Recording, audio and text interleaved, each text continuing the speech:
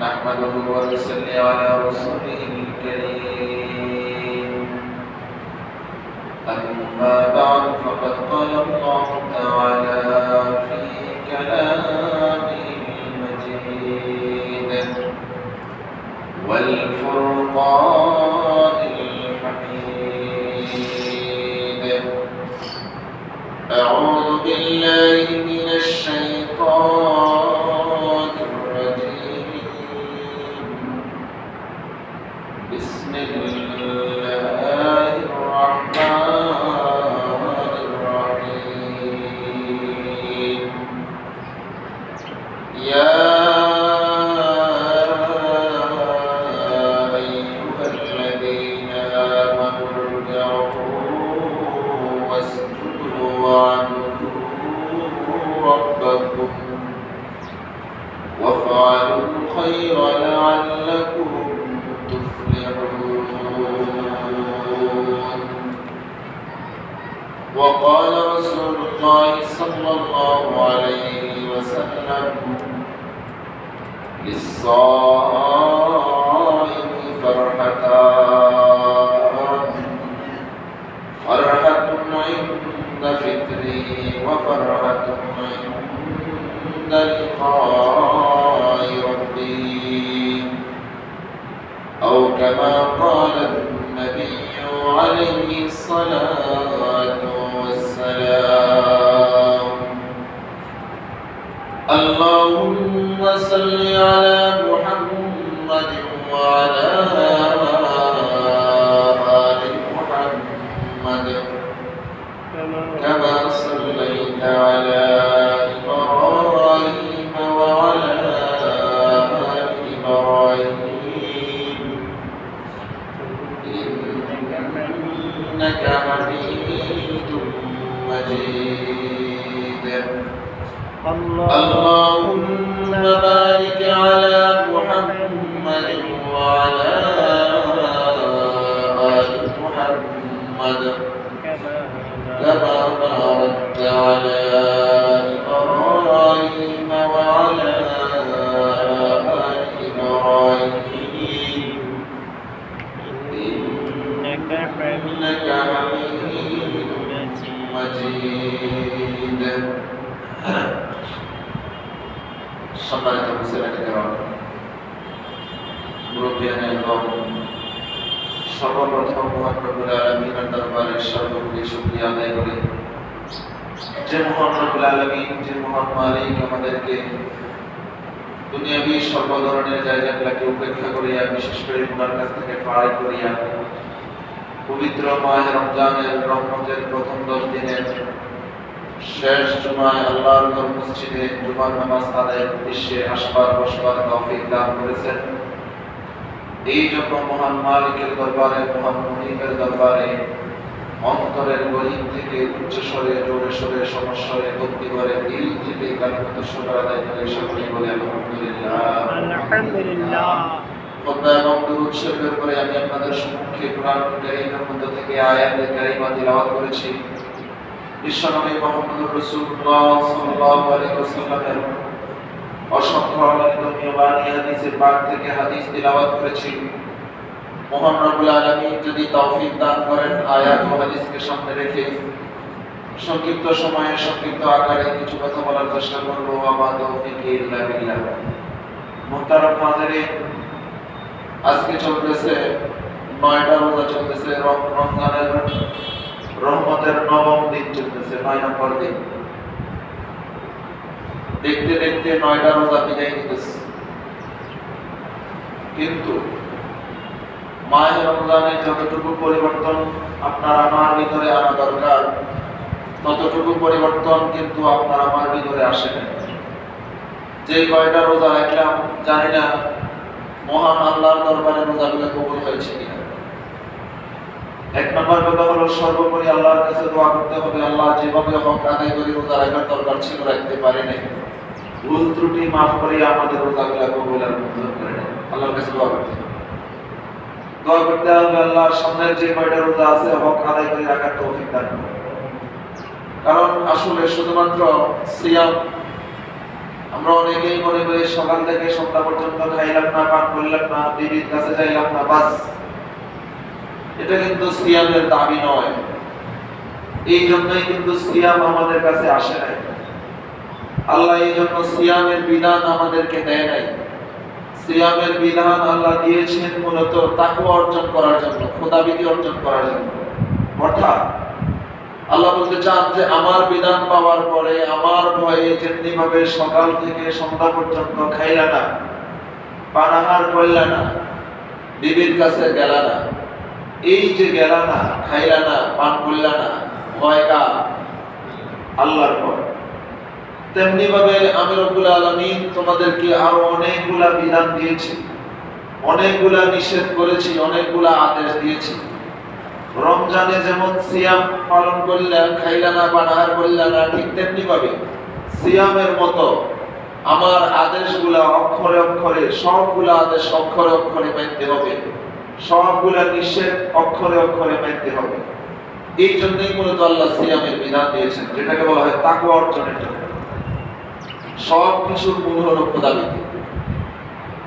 আপনি আমি রমজানের তাকাজা কি, দাবি কি, তামান্না কি, সিয়ামের বিধান আল্লাহ কেন দিয়েছেন বুঝলাম না, মানলাম না, জানলাম না।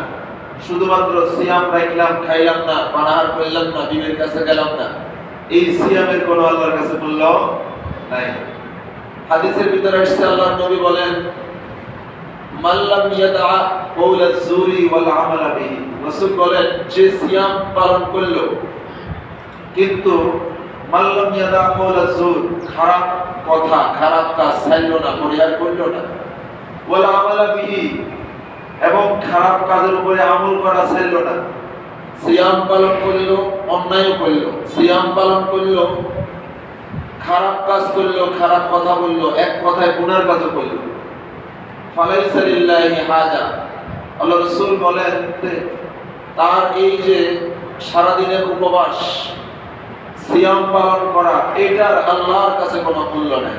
এই সিয়ামের কোনো কি নেই, মূল্য নাই। বোঝা গেল শুধুমাত্র খাওয়ার, পানাহার থেকে বিরত থাকার নাম কিন্তু সিয়াম নয়। সিয়াম হলো খাবার এবং পানাহার এবং স্ত্রীর সঙ্গম থেকে বিরত থাকার পাশাপাশি সব ধরনের অশ্লীল কথাবার্তা, অশ্লীল কাজ, অশ্লীল কর্ম থেকে বিরত থাকার নাম হলো সিয়াম। এই জন্যই মূলত আল্লাহ এক মাস সিয়ামের বিধান দিয়েছেন। যে আয়াতে কারিমা আপনাদের সামনে তিলাওয়াত করছি, এই আয়াতের মধ্যে আল্লাহ বলেন, ইয়া আইয়ুহাল্লাযীনা আমানু রকাউ ওয়াসজুদু ওয়া'বুদু রাব্বাকুম ওয়াফআলুল খায়রা লা'আল্লাকুম তুফলিহুন।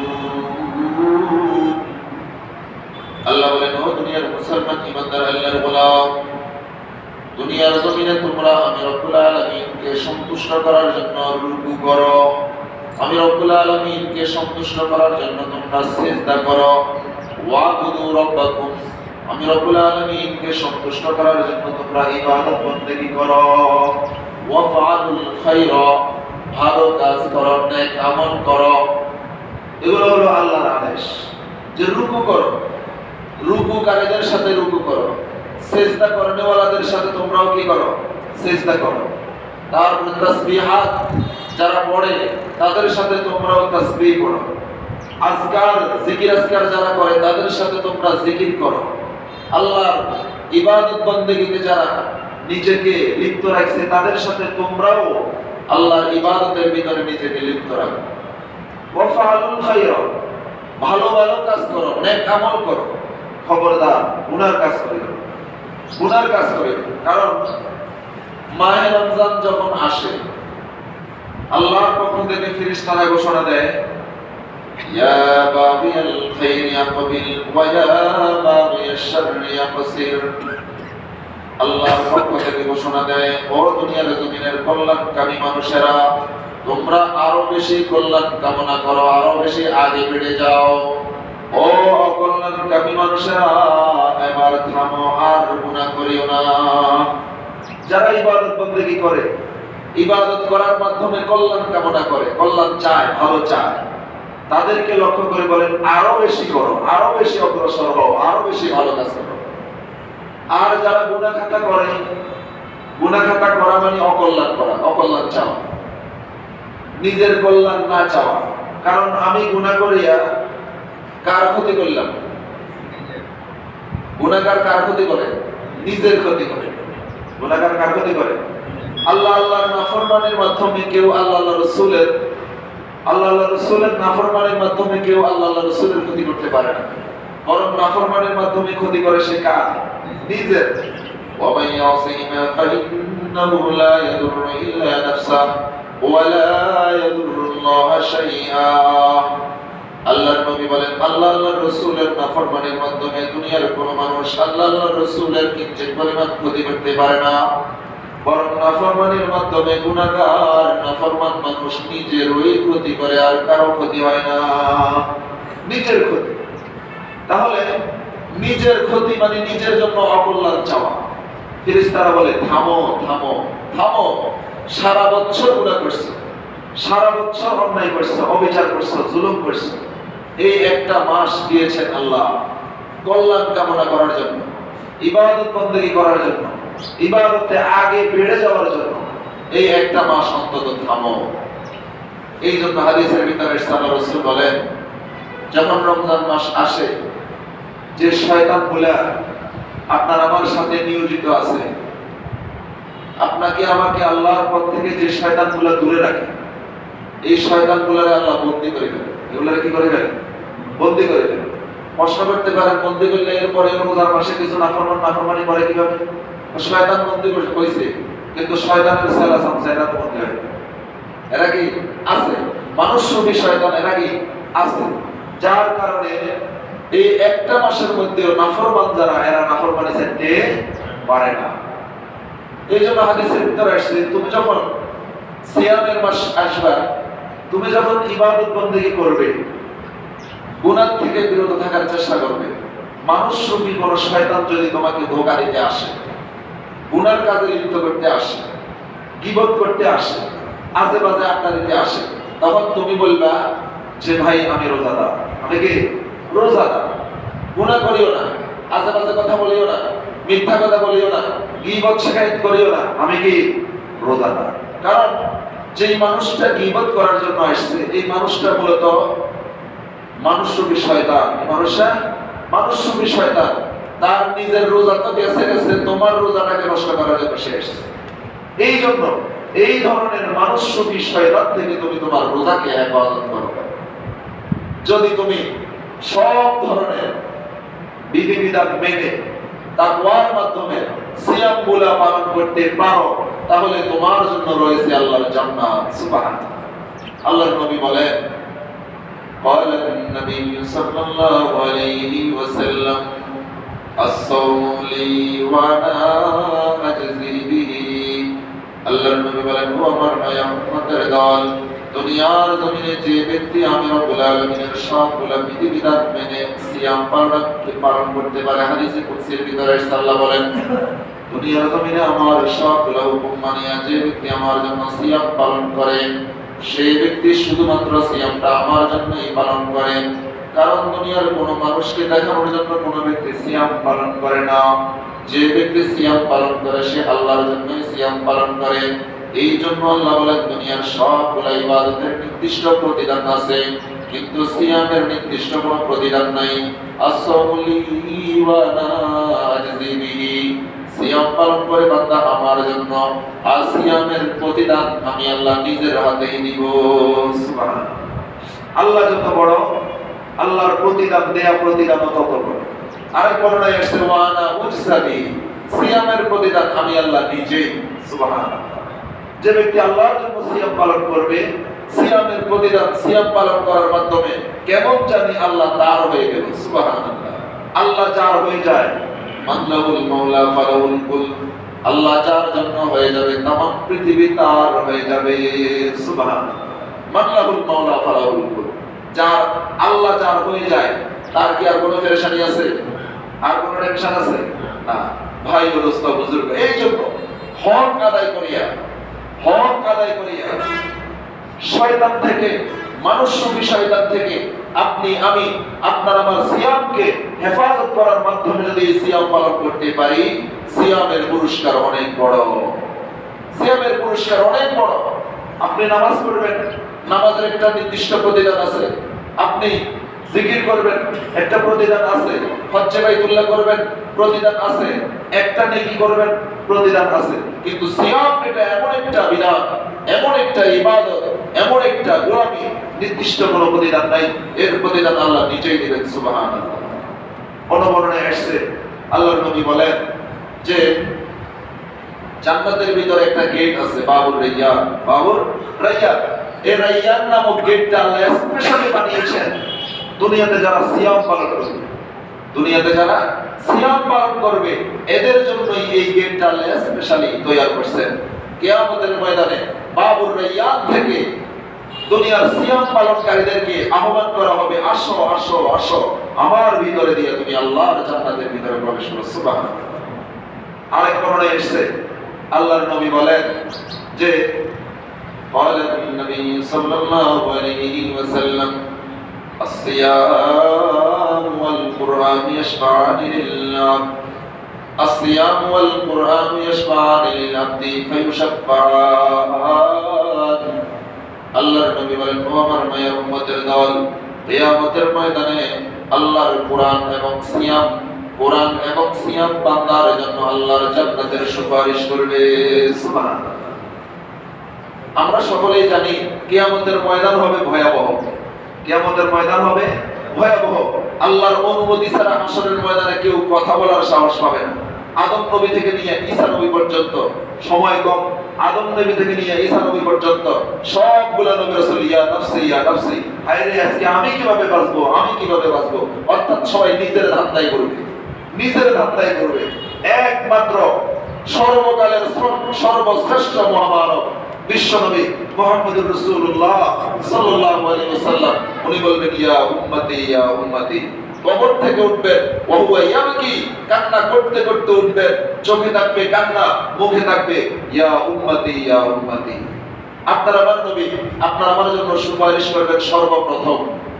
সর্বপ্রথম শাফাআতের অনুমতি পাবেন আপনার আমার নবী। এরপরে ক্রমে ক্রমে সব নবী রাসূল সুপারিশ করবেন। 4 প্রকারের মানুষকে আমাদের ময়দানে সুপারিশ করবেন, মিনান নাবিয়্যিন ওয়াস সিদ্দীকিন ওয়াস শুহাদাই ওয়াস সালিহিন। এই 4 প্রকারের মানুষ সুপারিশ করবে। আল্লাহর নবী বলেন, এই 4 প্রকারের মানুষ ছাড়াও 2টা জিনিস, একটা হলো সিয়াম আর একটা হলো কোরআন। আরেকটা কি? কোরআন। এই 2টা জিনিস কিয়ামতের ময়দানে বান্দার জন্য, বান্দাকে আল্লাহর জান্নাতের ভিতরে নেওয়ার জন্য আল্লাহর কাছে সুপারিশ করবে। সুবহানাল্লাহ। আপনি আমি যদি আপনার আমার সিয়ামকে হেফাজত করতে পারি, আপনি আমি সিয়াম পালন করতে পারি, এই সিয়াম কিয়ামতের ময়দানে যখন আপনার আমার কেউ থাকবে না, এই সিয়াম আপনার আমার পাশে এসে দাঁড়াবে, আপনার আমার জন্য আল্লাহর কাছে কি করবে? শাফাআত করবে। সুবহানাল্লাহ। আরেক বর্ণনায় এসেছে আল্লাহর নবী বলেন, قال النبي صلى الله عليه وسلم من صام رمضان إيمانا واحتسابا غفر له ما تقدم من ذنبه। আল্লাহর নবী বলেন, ও আমার মায়ের উম্মতের দল, যদি কোনো আল্লাহর বান্দা সিয়ামের মাসে, রমজান মাসে সিয়াম পালন করতে পারে, غفر له ما تقدم من ذنبه, সিয়াম পালনের মাধ্যমে আসমানের মালিক আল্লাহ ওই বান্দা বান্দির तमाम জিন্দেগীর সবগুলা গুনাহ maaf করে দিবেন। সুবহানাল্লাহ। সিয়ামের মাধ্যমে আপনার আমার গুনাহ maaf হয়। হাদিসের ভিতরে আছে রমজানের প্রতিটা মুহূর্তে লক্ষ লক্ষ জাহান্নামীকে আল্লাহ জাহান্নামের আগুন থেকে মুক্তি দিয়ে দেন। সুবহানাল্লাহ। ওয়ালিল্লাহি ওয়াতাকাউ ওয়াযালিকা ফি কুল্লি লাইলা, প্রত্যেকটা রাতে প্রত্যেকটা দিনে আল্লাহ অনেক মানুষকে জাহান্নামের আগুন থেকে মুক্তি দিয়ে দেন। এই জন্য আল্লাহর কাছে দোয়া করতে হবে, আল্লাহ আপনার হাবিব বলছে যে আপনি প্রতিটা মুহূর্তে অনেক মানুষকে জাহান্নামের আগুন থেকে মুক্তি দেন। আল্লাহ আজকে যাদেরকে মুক্তি দিবেন মেহেরবানি করে তাদের সাথে আমাদেরকেও মুক্তি দিয়ে দেন। সুবহানাল্লাহ। এভাবে আমার কাছে কি করতে হবে? দোয়া করতে হবে। সিয়ামের মাধ্যমে আপনার আমার গুনাহ মাফ হয়। সিয়ামের মাধ্যমে আপনি আমি জান্নাতের নিকটে যাই। কিসের নিকটে ভাই? জান্নাতের নিকটে যায়। এই জন্য সর্বোপরি শুধু সিয়াম পালন করলেই হবে না, আপনার আবার সিয়াম হেফাজত করতে হবে। কি করতে হবে? হেফাজত করতে হবে। কিভাবে হেফাজত করব? আমি আগেও বলছি, আল্লাহর নবী বলেন, বলেন নবী সাল্লাল্লাহু আলাইহি ওয়াসাল্লাম, as-sawmu junnatun ma lam yafriqaha। আল্লাহর নবী বলেন, ও আমার মায়ের উম্মতের দল, as-sawmu junnatun, রোজা এটা হলো ডাল স্বরূপ ডাল। রোজা এটা মানুষকে জাহান্নামের আগুন থেকে বাঁচানোর ডাল। মা লাম ইয়াফরিকাহা, এই রোজা নামক ডালটা যতক্ষণ ছিদ্র না হয়। সাহাবায়ে কেরাম প্রশ্ন করছেন, ইয়া রাসূলুল্লাহ, যুদ্ধের ময়দানে যেমন ডাল শত্রু বাহিনীর আক্রমণ থেকে যোদ্ধাকে রক্ষা করে, রমজানের সিয়াম, রমজানের রোজা তেমনি ভাবে জাহান্নামের আগুন থেকে রোজাদারদেরকে রক্ষা করে, বুঝলাম। কিন্তু আপনি বলছেন যতক্ষণ না এই ডাল ছিদ্র হয়, রোজা নামক ডালটা কিভাবে ছিদ্র হয় জানতে চাই। আল্লাহর নবী বলেন, দুইটা অপরাধের মাধ্যমে রোজাদারের রোজা নামক ডালটা ছিদ্র হয়ে যায়। এক নম্বরে আল গীবাত ওয়াল কিযবু, এক নম্বরে হলো বান্দা যদি রোজা রাখা অবস্থায় গীবত করে, দুই নম্বরে বান্দা যদি রোজা রাখা অবস্থায় মিথ্যা কথা বলে। এই দুই অপরাধের মাধ্যমে বান্দার রোজা নামক ডালটা ছিদ্র হয়ে যায়। ফলে এই রোজা ওই বান্দাকে, ওই বান্দিকে জাহান্নামের আগুন থেকে বাঁচাইতে পারে না। এটা হলো সিয়ামের হেফাজত। এটা হলো কি ভাই? সিয়ামের হেফাজত। এই জন্য আমরা প্রত্যেকেই শুধুমাত্র সিয়াম পালন করলেই হবে না, সিয়াম হেফাজত হইতেছে কিনা, আপনার আবার রোজা সংরক্ষিত আছে কিনা এটা খেয়াল করতে হবে। নাকি অপরাধের কারণে আবার আপনার আমার রোজা নামক ডাল ছিদ্র হয়ে যেতেছে, এদিকে একটু কি করতে হবে? খেয়াল করতে হবে। ভাই অবস্থা বুজুর্গ, অন্য হাদিসের ভিতরে এসেছে, আল্লাহর নবী বলেন, قال النبي صلى الله عليه وسلم للصائم فرحتان فرحة عند فطره وفرحة عند لقاء ربه। আল্লাহর নবী বলেন, ও আমার মায়ের উম্মতের দল, দুনিয়ার জমিনে যে সমস্ত মানুষেরা রোজাদার, এই সমস্ত রোজাদারের জন্য দুইটা খুশি। এক নম্বরে ফারহাতুন ইনদা ফিত্রি, ঈদের দিন রোজাদারের জন্য খুশির দিন।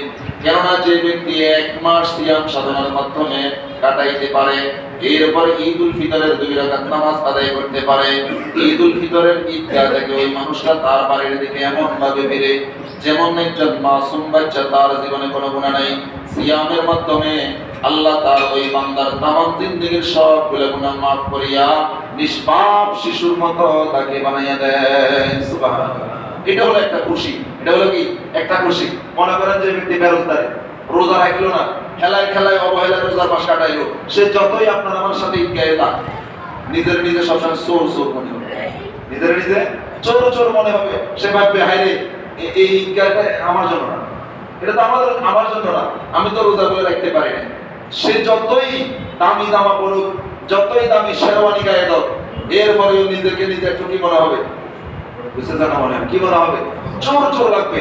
আর যারা সিয়ামের মাধ্যমে এই একটা মাস কাটাইতে পারে, ঈদগাহে যখন যাবে তারা, যদিও নাকি তাদের গায়ে নতুন জামা নাই, যদিও নাকি তাদের গায়ে দামি শেরওয়ানি নাই, দামি জুব্বা নাই, এরপরেও নিজেকে অনেক প্রাউড ফিল করবে, অনেক আনন্দিত থাকবে যে আজকে আল্লাহর রাসূলের ভাষ্য অনুযায়ী যে আমার জিন্দেগীর গুনাহগুলা হয়তোবা আল্লাহ মাসুম বাচ্চার মতো মাফ করিয়া আমাকে মাসুম বাচ্চার মতো বানাইয়া দেবে। খুশি।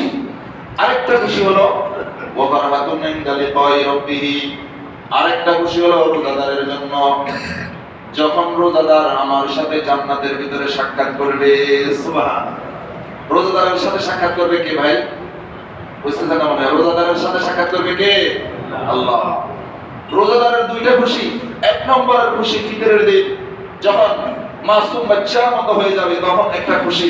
আরেকটা খুশি হলো জান্নাতের ভিতরে যখন রোজাদার আল্লাহর সাথে সাক্ষাৎ করবে। সুবহানাল্লাহ।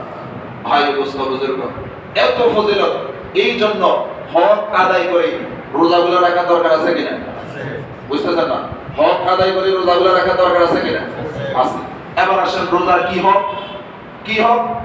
আপনি আমি মনে করি শুধুমাত্র সকাল থেকে সন্ধ্যা পর্যন্ত খাই নাই, পানাহার করি নাই, বিবির থেকে দূরে ছিলাম, বাস রোজা হয়ে গেছে। এই জন্যই কি রোজা দিয়েছেন আল্লাহ? রোজার এত ফজিলত কি না খাওয়ানোর জন্য?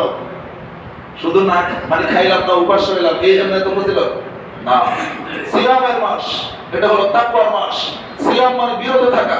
বিরত যে থাকলাম, খাবার পানাহার স্ত্রী সহবাস থেকে বিরত থাকলাম, শুধুমাত্র এগুলোর থেকে বিরত থাকলাম না, এগুলোর থেকে বিরত থাকলে হবে না।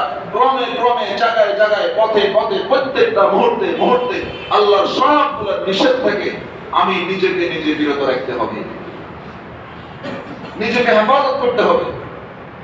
যদি যেমনি ভাবে আল্লাহর ভয়ে খাবার থেকে দূরে থাকলাম, পানাহার থেকে দূরে থাকলাম, ঠিক তেমনি ভাবে আল্লাহর ভয় যদি গুনাহ থেকে দূরে রাখতে পারি, আল্লাহর ভয় যদি নিজেকে গুনাহ থেকে দূরে রাখতে পারি, তবেই আমি সফল, তবেই আমি কি সফল।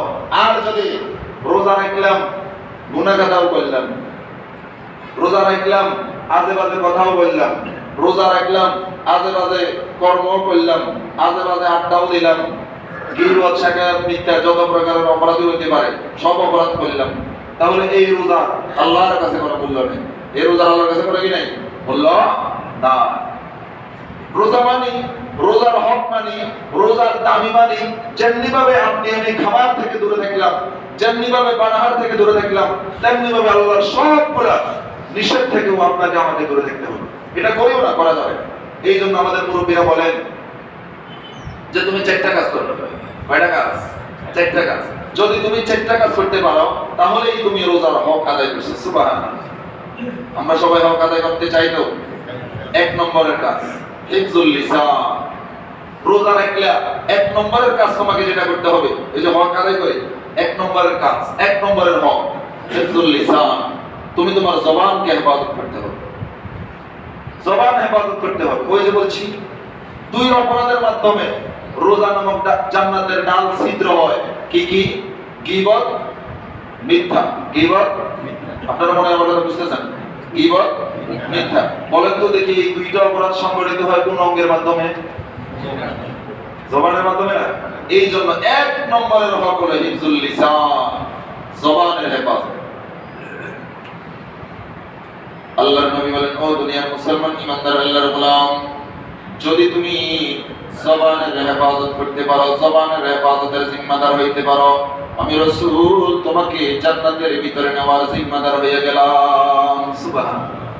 ও দুনিয়ার মুসলমান ঈমানদার আল্লাহর গোলাম, এই জন্য আপনার আমার রোজার 1 নম্বরের হক হলো জবানের হেফাজত করতে হবে। জবানের হেফাজত করে রোজার 1 নম্বরের হক আদায় করতে হবে। যদি জবানের হেফাজত করলাম না, কিন্তু রোজা রাখলাম সত্য, কিন্তু রোজার হক আদায় করলাম না, যদি রোজা রাখি রোজার হক আদায় না করি, এই রোজা আল্লাহর কাছে কোনো মূল্য নেই। আল্লাহর নবী বলেন, ক্বালান নবী সাল্লাল্লাহু আলাইহি ওয়াসাল্লাম, মান লাম ইয়াদা কওলাজ জুরি ওয়াল আমাল বিহি ফালাইসা লিল্লাহি হাজাতান ফি আন ইয়াদা তাআমাহু ওয়া শারাবাহু। আল্লাহর নবী বলেন, ও আমার মায়ের উম্মতের দল, যদি কোনো আল্লাহর বান্দা সিয়ামের মাসে রোজা রাখলো কিন্তু জবানের হেফাজত করলো না, আজে বাজে কথা বললো, গুনার কথা বললো, গীবত করলো, শিকায়ত করলো, মিথ্যা কথা বললো, ফালাইসা লিল্লাহি হাজা, সারা দিন খানার থেকে দূরে থাকিয়া, পানাহার থেকে দূরে থাকিয়া ওই ব্যক্তি যে রোজা রাখছে, ফালাইসা লিল্লাহি হাজা, এই রোজার আল্লাহর কোনো প্রয়োজন নাই, এই রোজার আল্লাহর কাছে কোনো মূল্য নাই। এই জন্য 1 নম্বরে যেটা করতে হবে হিফজুল লিসান, জবানের হেফাজত।